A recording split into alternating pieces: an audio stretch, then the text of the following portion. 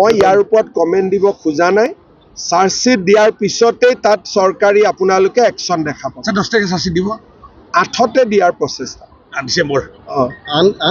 8 ডিচেম্বৰতে দিয়াৰ প্ৰচেষ্টা। কিবা কাৰণত 10 তাৰিখ গ'ল, তেতিয়ালৈকে মই সমাধিত চকু দিয়া নাই।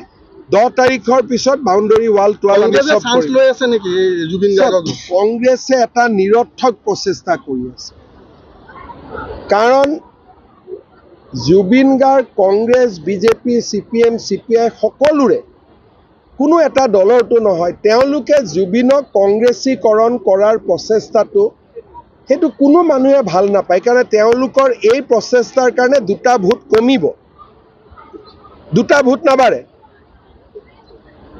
কেতিয়াবা গৌৰৱ গগৈ ক'বচোন যে জুবিন গাৰ্গৰ গান এটা কেইটামান পেৰাগ্ৰাফ গাই দে বুলি, গাই দিব পাৰিব নেকি? তেওঁলোকে জীৱনকালত জুবিনক কেতিয়াও সন্মান দিয়া নাছিল।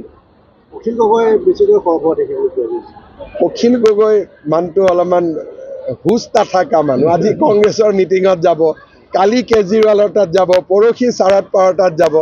ইমান টুলুঙা ব্যক্তি ৰাজনীতিত থাকিব নালাগে, অত্যন্ত টুলুঙা।